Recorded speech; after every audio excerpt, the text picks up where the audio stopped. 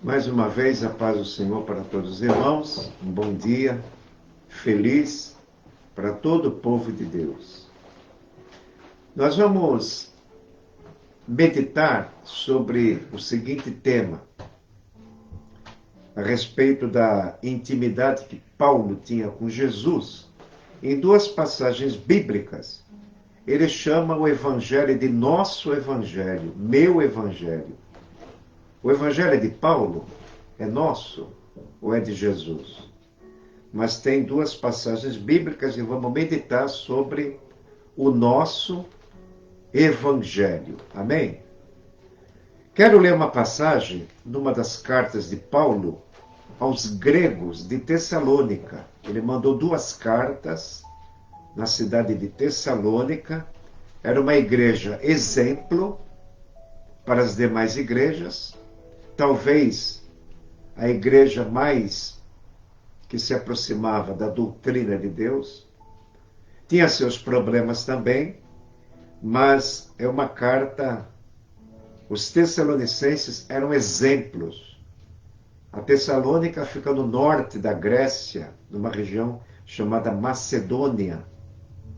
Eles eram exemplos para os do sul, onde habitava Corinto, Atenas, a região da Acaia e Peloponeso.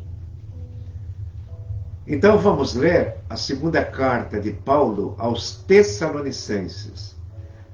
Paulo escreve agradecendo a Deus por o que vamos ler agora. Segunda carta de Paulo aos Tessalonicenses, capítulo 2, versículo 13 e 14. Diz assim: Mas devemos sempre dar graças a Deus por vós, irmãos, amados do Senhor, por vos ter Deus elegido desde o princípio para a salvação, em santificação do Espírito Santo e fé na verdade. Para o que, pelo nosso Evangelho, vos chamou para alcançardes a glória de nosso Senhor Jesus Cristo. Senhor nosso Deus, aqui está a tua palavra. Nos conceda graça para falar algo dela e ouvir. Toca-nos com tua graça e misericórdia. Em nome de Jesus. Amém. Eu vou citar aqui outro versículo que se identifica com esse que eu li. O que eu li? 2 Tessalonicenses 2,13. Em 1 Tessalonicenses 2,13, olha o que Paulo fala. Devemos sempre dar graças a Deus por vós, porque recebestes a pregação, não como palavra de homem, mas como palavra de Deus, que opera em vós os que credes. Dá para memorizar, irmãos? Repita comigo, 2 Tessalonicenses 2,13. 1 Tessalonicenses 2,13. Dá para memorizar? Um versículo com o outro? Os dois é Paulo agradecendo, só que com outras palavras.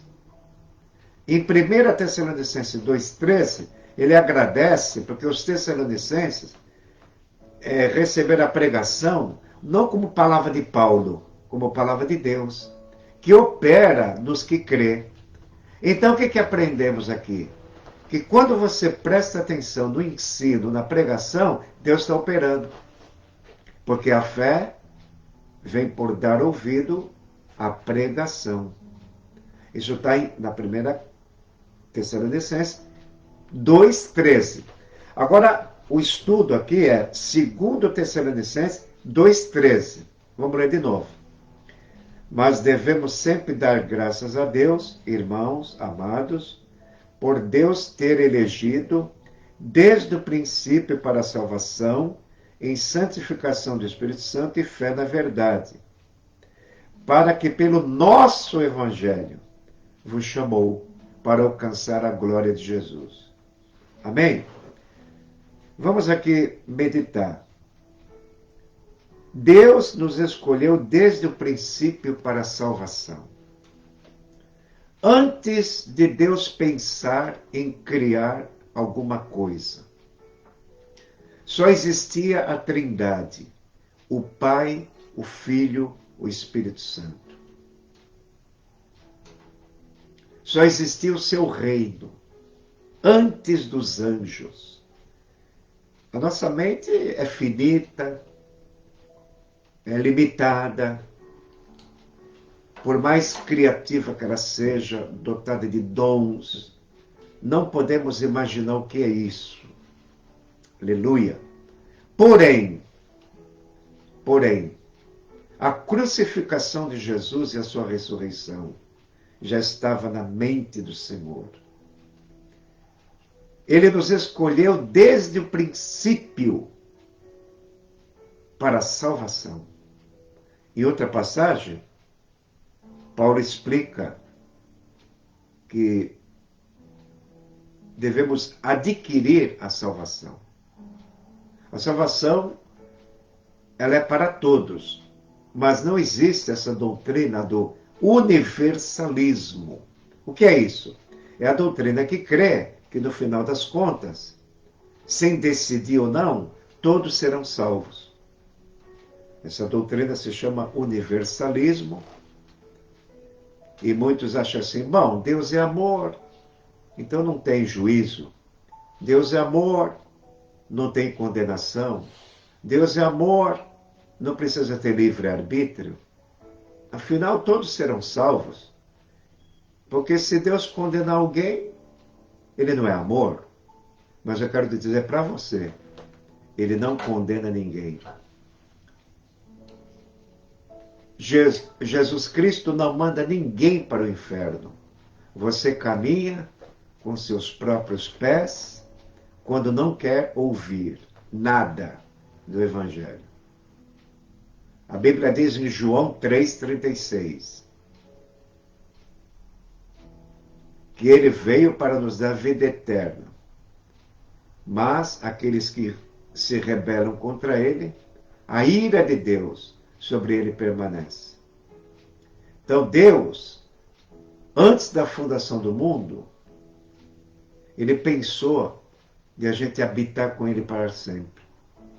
Ele não criou ninguém para a perdição, mas ele criou o homem para adquirir a salvação. Através de uma escolha. Porque Deus, ao criar o homem, dotou de liberdade de escolha.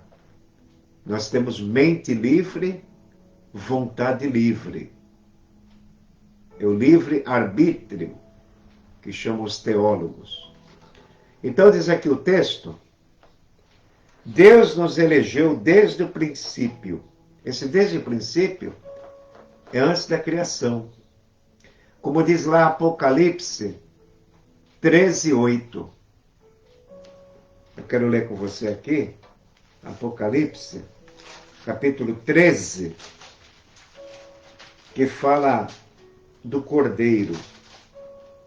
Capítulo 13, versículo 8. E adoraram a todos que habitam sobre a terra, esses cujos nomes não estão escritos no livro da vida do Cordeiro, que foi morto desde a fundação do mundo. Aqui está falando daqueles que vão adorar o anticristo, como se fosse o Cristo, e o nome deles não estão escrito nos céus. No livro da vida do Cordeiro. O livro da vida. Tem o livro da vida e o livro das obras. Será que as obras de alguém famoso seguem na eternidade? Só se ele for cristão.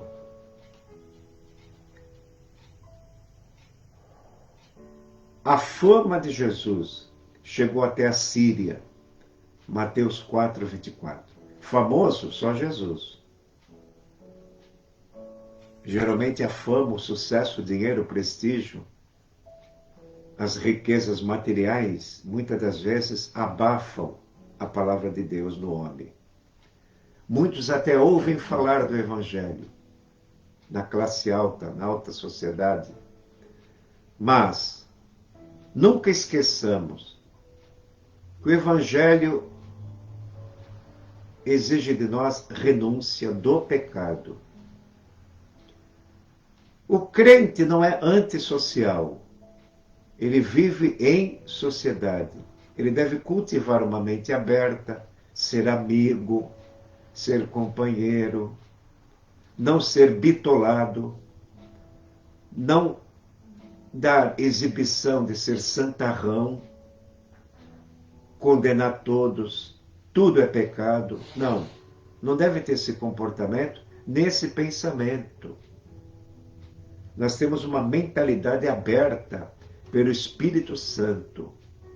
Agora veja aqui o texto. 2 Tessalonicenses 2,13. Deus nos elegeu desde o princípio para a salvação, olha aqui, em santificação do Espírito Santo. O Espírito, ele nos foi dado quando recebemos Cristo pela fé, o perdão de nossos pecados. O Espírito Santo, o que ele faz? Vai nos santificando nosso pensamento. Devemos disciplinar nosso pensamento para pensamentos pecaminosos. Devemos disciplinar nossos olhos, o que olhamos.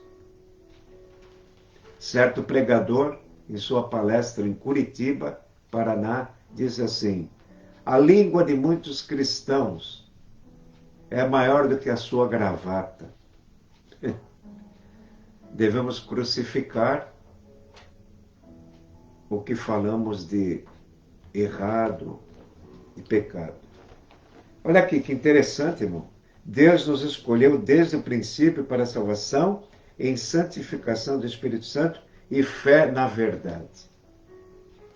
A nossa fé é a maior riqueza que nós temos, enquanto for viva e obediente e fiel. O fruto do Espírito é o amor.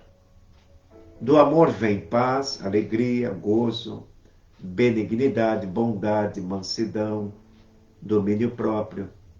Mas também aparece nessa lista de virtudes do Espírito Santo a palavra fé. A fé como fruto do Espírito é sinônimo de fidelidade. Fidelidade, ser fiel. Quantas letras tem a palavra fiel?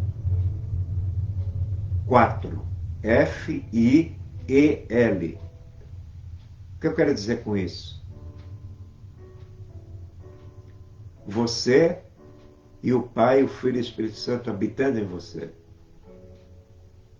Quem guardar minha palavra, viremos para ele e faremos nele morada. Espera aí, mas o guardar a palavra já vem pelo Espírito Santo.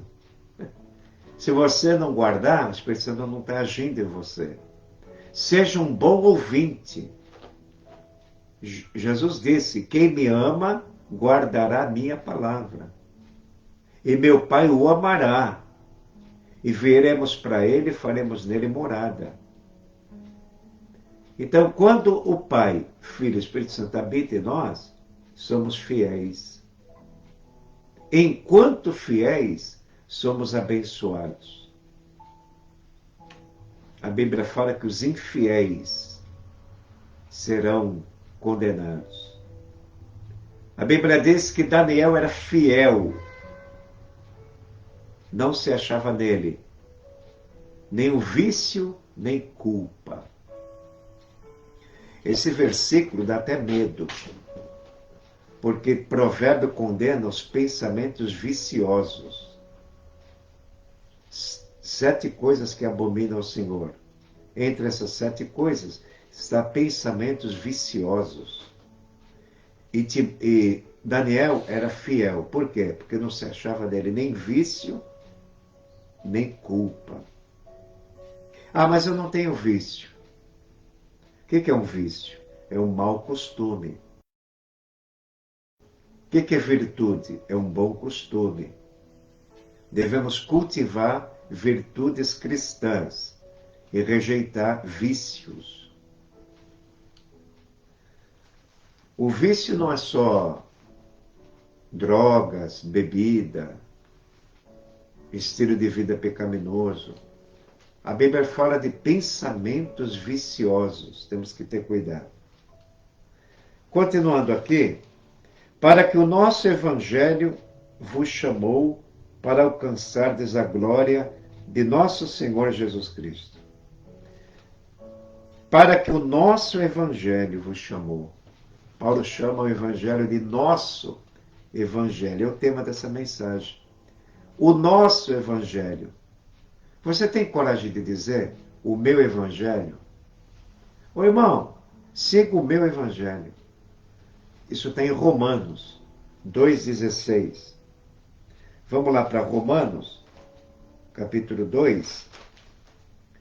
O apóstolo Paulo fala assim, a respeito da lei, a respeito daqueles que pensam que guardem a lei, mas transgridem a lei, os judeus. Paulo fazendo aqui uma exposição sobre a rebeldia dos judeus, ele fala aqui, no dia em que Deus há de julgar o segredo dos homens por Jesus Cristo, segundo o meu Evangelho. Comece a ensinar as pessoas, vem cá, você quer seguir meu Evangelho? Você quer seguir meu estilo de vida? O Evangelho é um novo estilo de vida, é novidade de vida. Como que isso opera? De muitas maneiras. A maneira mais prática é falar de Jesus, é louvar. Cante um hino. A Bíblia diz,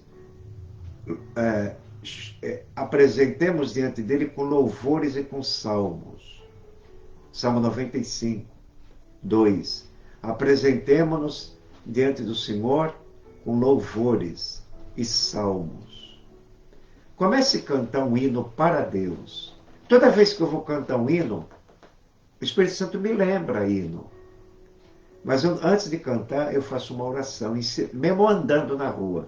Jesus, estou lembrando de um hino. Eu não vou cantar aleatoriamente, assim, a esmo. Senhor, a Bíblia diz, tudo que tem fôlego louve, o Senhor está me dando fôlego. Então, esse é para ti. Aí do coração você começa a cantar, mesmo em voz alta. Cantai louvores ao Senhor, celebrai com salmos. Porque a Ele pertence as profundezas da terra e a altura das montanhas. Seu é o mar, Ele o fez, e a terra seca. Ajoelhemo-nos e prostremos diante do Senhor que nos criou. Somos ovelhas do seu pasto, ovelha da sua mão. Esse é o Salmo 95 que eu estou citando aqui. Há muita razão de louvar, porque somos ovelhas da sua mão. Você não se tornou crente? O que é isso? É o toque da mão de Deus. Deus tocou em você, abriu teu coração, você creu. Como Lídia, que o Espírito Santo abriu o coração de Lídia, ela ficou prestando atenção no que Paulo ensinava, na beira do rio. Lá em Atos, capítulo 16, em Filipos, Paulo aproximando-se do rio, tem algumas mulheres ali, e o Espírito Santo abriu o coração de Lídia para prestar atenção no que Paulo pregava. Você presta atenção na palavra de Deus e louva a Deus, isso te preenche. Isso é a presença de Deus, aleluia. Então, diga para as pessoas, você quer conhecer o meu Evangelho? O Evangelho é seu, é? É. O Evangelho é meu. É um presente. Deus me deu o Evangelho para viver. Agora, irmão, entenda essa pregação. Como surge uma pergunta difícil de responder. Como posso praticar o Evangelho? Como posso praticar a palavra de Deus? Só tem um segredo: se envolvendo nele. Se envolva no louvor. Nós estamos aqui na igreja Mocidade, tão alegre, canta, toca, interage, aconselha, vai e vem, tem seus contatos nas redes sociais. Isso tudo é Evangelho. Vem viver meu Evangelho. Vem viver o nosso Evangelho. Evangelho do presbítero, Evangelho do pastor, Evangelho do evangelista, Evangelho do diácono, porque ele serve a casa do Senhor, ele administra a casa do Senhor, Evangelho do administrador da igreja. Aleluia! O nosso Evangelho, o meu Evangelho. Vou ler de novo? Romanos 2,16. No dia em que Deus há de julgar o segredo dos homens por Jesus, segundo o meu Evangelho. Que audácia de Paulo, hein? O meu Evangelho, o meu estilo de vida cristão. Aleluia.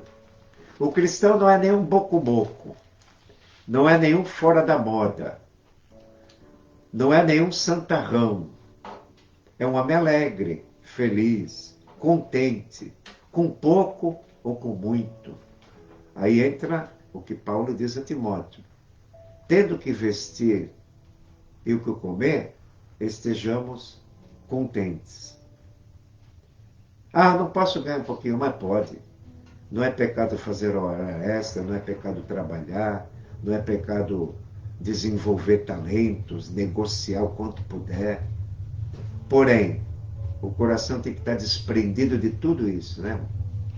Você faz isso pela força que Jesus te dá. Aleluia! Coloque ele na frente. Coloque ele na frente. Salmo 16:8. Tenho colocado o Senhor sempre na minha frente. Por isso está alegre o meu coração. Faz-me ver a vereda da vida. À tua direita há delícias perpetuamente. Salmo 16, verso 8 a 11. Tenho posto continuamente o Senhor diante de mim. Por isso está alegre o meu coração. Quando a gente não coloca Deus na frente, estamos sempre tristes. Problema tem de todo jeito. É doença na família.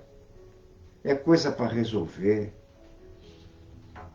É cuidar de uma coisa, cuida de outra. Tanta coisa, né, irmão? Tanta luta. E a gente fica, puxa, não vou tirar força para tudo isso. É o Senhor. Bem-aventurado o homem cuja força está em Deus. Salmo 84, 5. Bem-aventurado o homem cuja força está em ti, Senhor. Onde estão os caminhos aplanados. Vão indo de força em força. Bem-aventurado aqueles que habitam na casa de Deus. Até o pardal encontra lugar e andorinha ninho para si, junto à sua prole e seus altares. Ó Senhor dos exércitos. Salmo 84. Então, se você vem à igreja, lê a Bíblia, canta, tem fraternidade com os irmãos, se preocupa com a santificação, você é feliz. Aleluia. Não é vindo toda hora na igreja que faz você um cristão. Eu me lembro de ter falado isso ontem aqui. Podemos vir na igreja todo dia, como religioso. Mas cristão é aquele que deseja agradar a Deus deixando os seus pecados. E sempre o Espírito Santo tem que trabalhar em nós nesse sentido. Porque o Espírito Santo ajuda em nossa fraqueza. Romanos 8, 26. Voltando para o texto, que estamos meditando sobre o nosso Evangelho, onde é que é mesmo? 2 Tessalonicenses 2,13. Deus nos escolheu desde o princípio para a salvação em santificação do Espírito Santo. Veja bem, seguir a paz com todos. Termina aí o texto? Não. e a santificação. Você vê nas cartas de Paulo, ele convida para duas coisas, para o amor fraternal e para a santidade. Nós temos muita facilidade de fraternidade. Às vezes você tem paz com todos. Tem pessoas que têm dificuldade de ter paz com todos. O inimigo age numa área de contenda, de ira. Isso também é grave. Mas Paulo cita duas coisas. Paulo não, o autor aos Hebreus. Seguir a paz com todos e a santificação. Muitas pessoas indagam, qual é a vontade de Deus para a minha vida? A Bíblia dá a resposta, a santificação. Existe a vontade de Deus geral para todos e a vontade de Deus individual. Você também deve orar individualmente, abrindo seu coração, orando, para que Deus dê graça em suas decisões para a vida cotidiana. Mas, em primeiro lugar, tudo que fizer em santificação. Eu estou pensando em fazer isso, mas isso é em nome de Jesus? É para a glória de Deus? Não, então não faço. Esta é a vontade de Deus. 1 Tessalonicenses 4, 3. Quer anotar? 1 Tessalonicenses 4, 3. Esta é a vontade de Deus, a vossa santificação, que vos abstenhais da prostituição. Por que Paulo está dando essa doutrina aos gregos de Tessalônica? Porque eles vinham de uma vida de devassidão e adotaram o estilo de vida cristão, que é uma vida separada para Deus.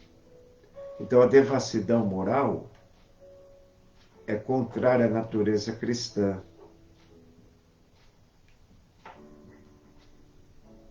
Temos que ter muita graça para entender isso. Muitos, sem a visão de Deus, ficam pensando, Deus é muito exigente. Jesus é exigente para quem eu tenho o coração endurecido. Mas para quem tem o coração quebrantado, a exigência dele, o fardo dele é leve. Meu jugo é suave. O pecado que pesa. O pecado pesa. O pecado gera prazer, mas por um pouquinho de tempo. Depois pesa. E o peso, a angústia do pecado é terrível. A aflição que vem do pecado é terrível. A cobrança que vem do pecado é terrível. As consequências que vêm do pecado é terrível. Então não é melhor suportar o jugo de Jesus na sua mocidade? Lamentações diz, suportar o jugo na sua mocidade, porque é bom a ter esperança. Lamentações 3, de 25 a 29. Bom é suportar o jugo de Jesus, porque o seu jugo é suave e seu fardo é leve. Aprendei de mim. Quem aprende com Jesus consegue adotar o estilo de vida cristão, porque está aprendendo sempre com Jesus. Sempre aprendendo, sempre aprendendo.